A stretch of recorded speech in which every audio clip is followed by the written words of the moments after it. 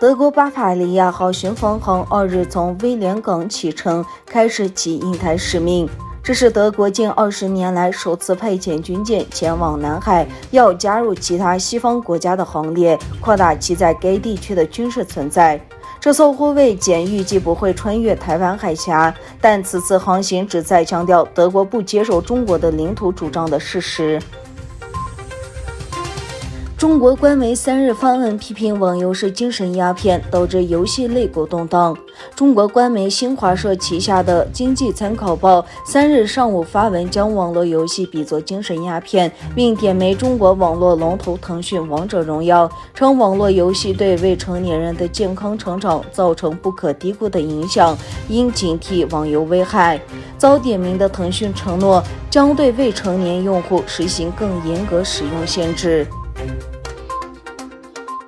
以色列总理贝内特表示，以色列有能力对伊朗单独采取行动。据报道，贝内特周二在巡视以色列北部边境时说：“我们正在努力团结全世界，但同时我们也清楚如何单独行动。”贝内特说，伊朗人用无人机袭击莫森街，意图伤害以色列目标。中国政府将欧盟外交官参访东突厥惨迟迟不能成行的责任完全推给了欧盟，并且强势表示他在这个问题上的立场不可能退让。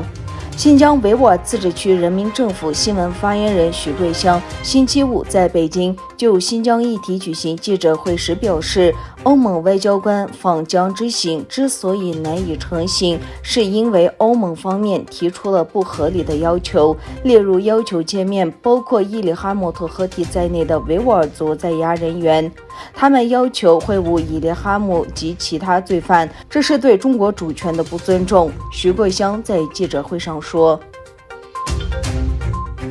阿富汗警方3日说，阿富汗代理国防部长比斯米拉·穆罕默德在首都喀布尔的住所附近当天遭汽车炸弹袭击。喀布尔警方发言人对媒体表示，一伙身份不明的武装人员在位于喀布尔第10景区的穆罕默德住所附近引爆一枚汽车炸弹。一些武装人员在爆炸发生后进入穆罕默德住所，随后传出枪声和手榴弹爆炸声。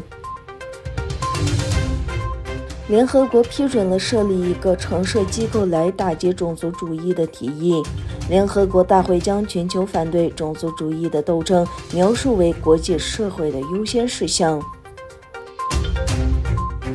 希腊奥林匹克委员会当地时间8月3日宣布，因4名希腊运动员的新冠病毒检测结果呈阳性，希腊花样游泳队已退出东京奥运会。